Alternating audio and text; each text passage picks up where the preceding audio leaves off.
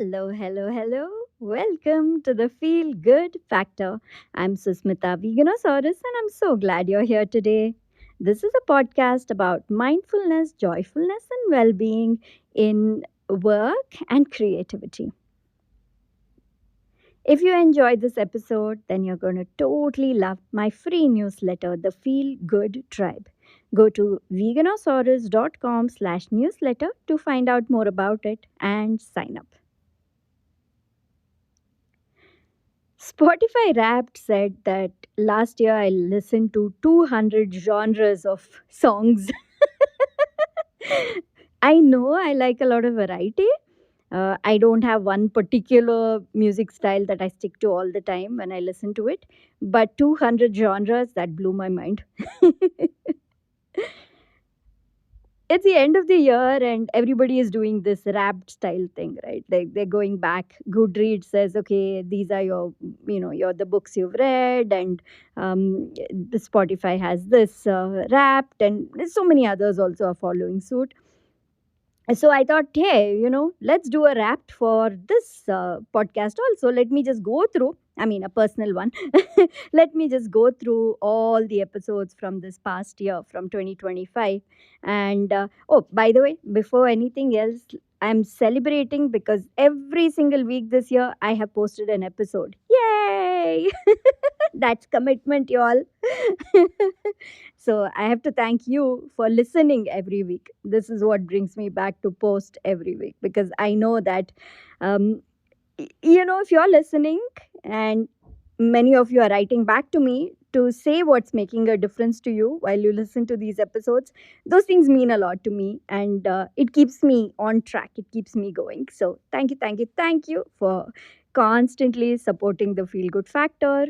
And yeah, so these are the themes. When I went back to my podcast episodes and I just looked through them, I spent only a few minutes doing that.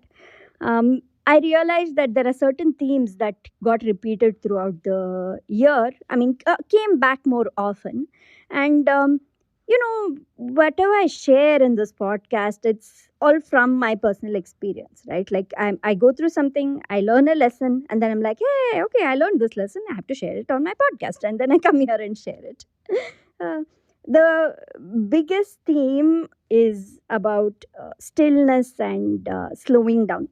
That came up many times throughout the year. And stillness is not stagnation. That is so important for us to realize. And it's nice to go look back and see that, as I have spoken about it, I have given myself permission to be still several times throughout the year. And oh boy, what a year it's been. I really, really needed that. So, as we wind up this year, I want you to consider how you can incorporate more stillness in your life. Start practicing now so that you can bring it into the new year and, include pockets of stillness throughout your everyday. Another theme that kept popping up is taking things slow and steady progress, no matter what we do, doing it a little bit at a time and then progressing instead of trying to rush and move fast and get it all done at a shot. Tiny building blocks add up.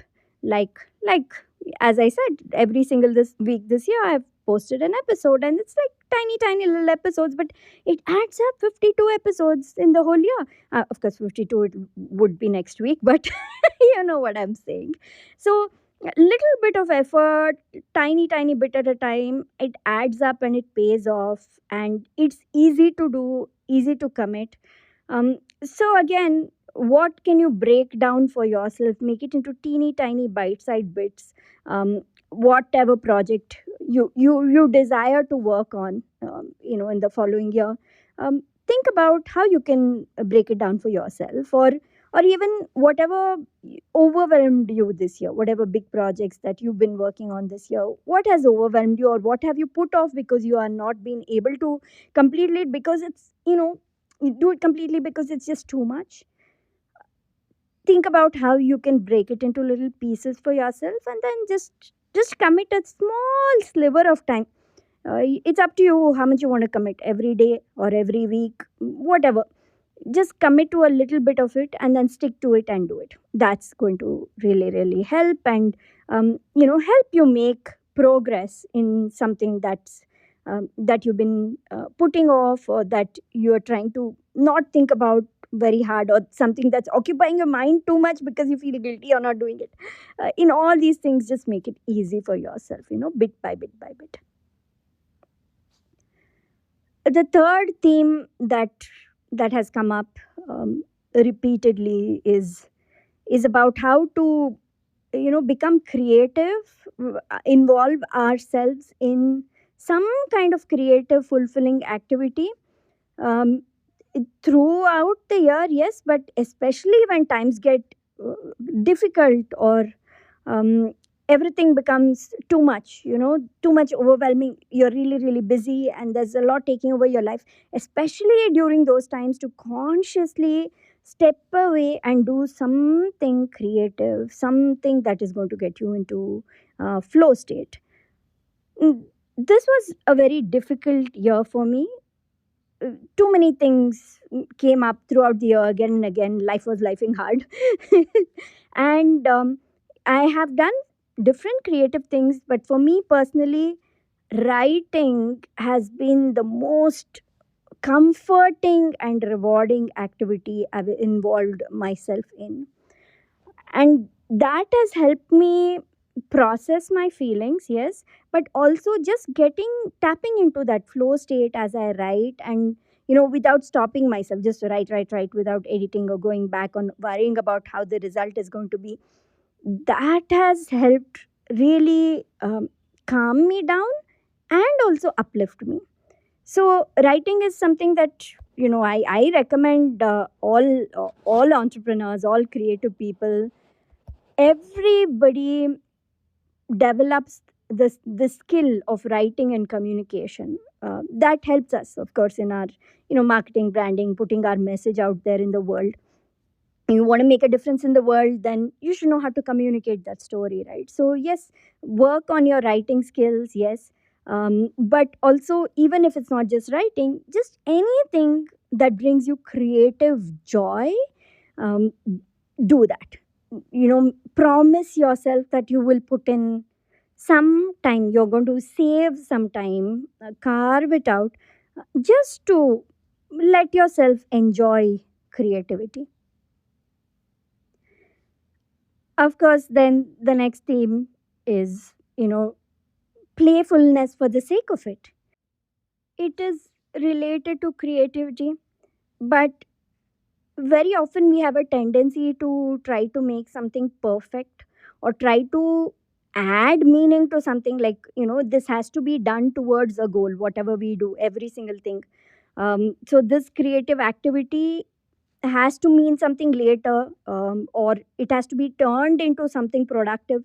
This is a tendency that our hustle culture has kind of inculcated in all of us, and we do it unconsciously a lot of times, but sometimes very consciously too. So do things for the joy of doing them, to be playful and silly, and just to feel good, not to be perfect. So that way you get to do things that you're not really good at all. You can be really bad at something, or mediocre, or nothing remarkable in it, but you do it anyway, because doing it or involving yourself in that activity, that experience itself, is what fills you with joy and fulfillment and flow.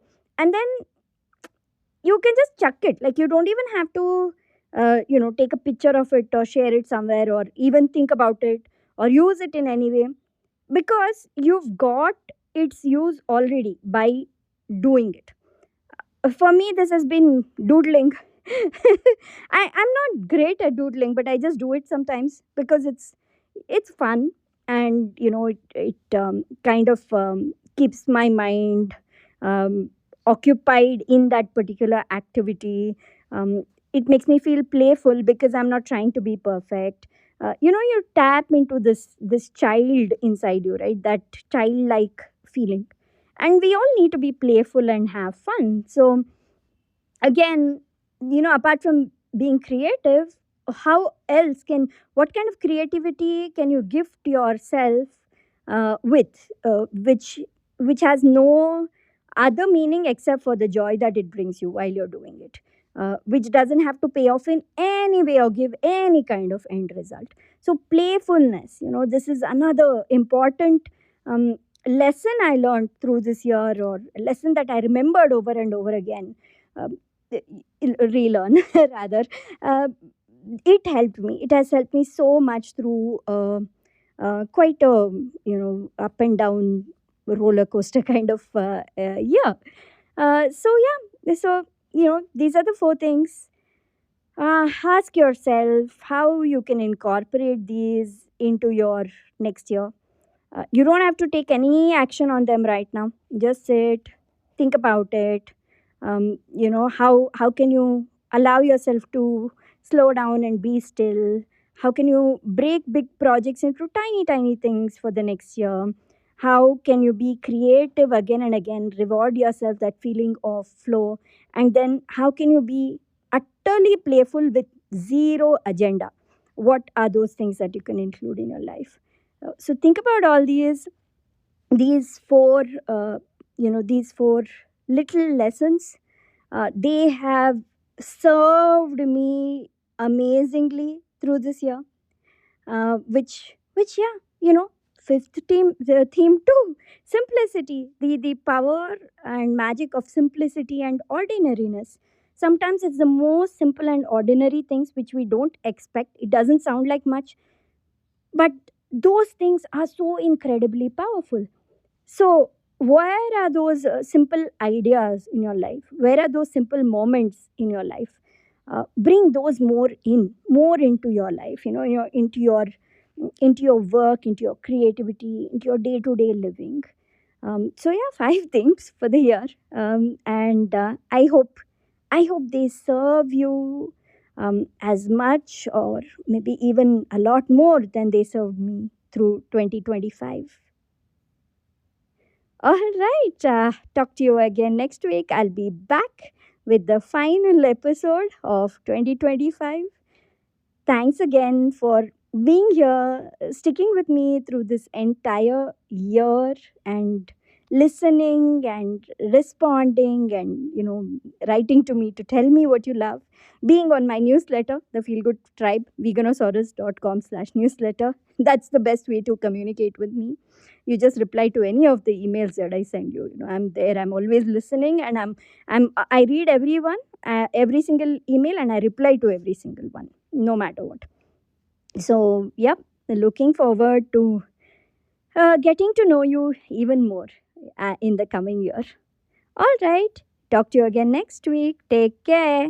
Bye.